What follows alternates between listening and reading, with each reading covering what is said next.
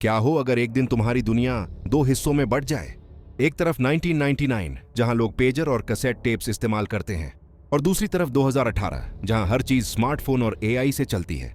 अब सोचो, अगर ये दोनों दुनिया आपस में टकरा जाए और दो अजनबी, एक पास्ट से और एक फ्यूचर से, एक ही कमरे में फंस जाए। वेलकम टू स्टोरी जंक्शन, जहां हर कहानी होती है थ्रिलिंग, इमोशनल और मिस्टीरियस। आज की कहानी टू पैरेलल अर्थ्स कोलाइड, जब 1999 और 2018 बन गए एक ही साल। आशा 30 साल की लड़की शंघाई में रहती है। 12 साल की उम्र में उसके मिलियनेयर पिता की मौत एक एक्सीडेंट में हो जाती है। उसके बाद उसे अपना बचपन वाला घर छोड़ना पड़ता है। तब से वो मेहनत कर रही है ताकि फिर से वो घर खरीद सके, लेकिन उसका जॉब इतना बेकार है कि पैसे बस जिंदा रहने भर के मिलते हैं। दूसरी तरफ है अर्जुन, एक प्रॉपर्टी डिजाइनर जो सक्सेस के लिए स्ट्रगल कर रहा है। उसे अपने आइडियाज में इन्वेस्ट करने वाला कोई क्लाइंट नहीं मिल रहा।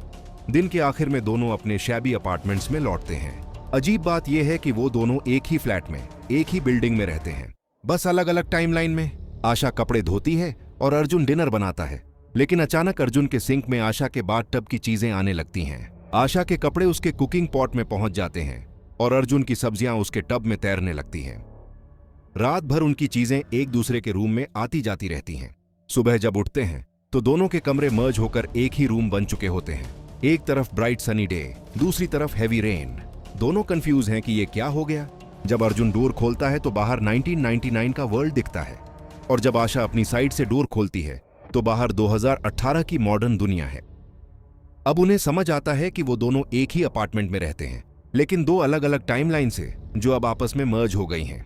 आशा अर्जुन को थप्पड़ मारती है यह देखने के लिए कि ये ड्रीम है या रियलिटी, और जब दर्द होता है दोनों को यकीन हो जाता है कि ये सच है। जब आशा को पता चलता है कि अर्जुन के टाइम 1999 में उसके पिता अभी जिंदा हैं, तो वो अपने बचपन के घर जाती है, जहां वो खुद को और अपने पिता को साथ खेलते हुए देखती है। वो उनसे मिलने की कोशिश करती है, लेकिन जमीन हिलने लगती है। मतलब नेचर खुद अलाउ नहीं कर रहा कि वो पास्ट को बदल दे। रात में आशा अपने फोन से गाना चलाती है और फूड ऑर्डर करती है। अर्जुन स्टंट हो जाता है कि फोन इतना सब कर सकता है। उधर साइंटिस्ट की मीटिंग चल रही होती है। वो डिस्कस करते हैं कि दो डायमेंशंस आपस में मर्ज हो चुके हैं, बस कोऑर्डिनेट्स ढूंढने की देर है। रात में आशा अर्जुन को अपने पिता की यादों के बारे में बताती है। उसके पास बस उनकी एक की चेन बची है। अगले दिन दोनों अपनी अपनी जिंदगी में बिजी हो जाते हैं।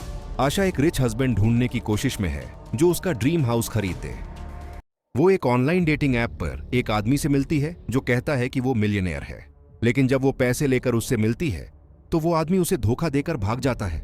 बेचारी आशा पुलिस स्टेशन में घंटों बैठी रहती है। दूसरी ओर अर्जुन अपने ऑफिस के वॉशरूम में छिपकर अपने मैनेजर की बातें सुन लेता है। वो अपने सीईओ को धोखा देकर सारा पैसा हड़पने की प्लान बना रहा है। जब वो पकड़ा जाता है तो मैनेजर उसे रिश्वत देने की कोशिश करता है। अर्जुन मना कर देता है, वो सीधा साधा आदमी है। एक दिन ज्वेलरी शॉप में आशा की मुलाकात बचपन की दोस्त से होती है जो अब मिलियनेयर की वाइफ है। आशा झूठ बोल देती है कि उसका हस्बैंड भी बिलियनेयर है, लेकिन जब डिनर का प्लान बनता है वो अर्जुन को सूट पहना कर लेकर जाती है। डिनर में सब ठीक चलता है जब तक कि अर्जुन का रेंट टैग नजर नहीं आ जाता। सच सामने आता है और आशा शर्मिंदा होकर रोने लगती है।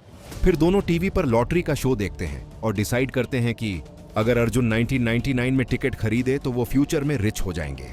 लेकिन जब वो जीतते हैं उनका लॉटरी नंबर कार्ड से गायब हो जाता है, यानी फ्यूचर को बदला नहीं जा सकता। फिर दोनों की नजर एक बिलबोर्ड पर पड़ती है जहां अर्जुन का चेहरा है, लेकिन नाम कुछ और, शिव अय्यर। वो 2018 में चाइना का सबसे बड़ा बिल्डर बन चुका है। अर्जुन शॉक्ड है, यही उसका फ्यूचर वर्जन है। जल्द ही उन्हें पता चलता है कि अर्जुन की हर चोट शिव पर भी असर डालती है। दोनों फिजिकली कनेक्टेड हैं। साइंस टीम बताती है कि अगर अर्जुन का बिहेवियर बदलेगा तो भविष्य का शिव भी बदल जाएगा।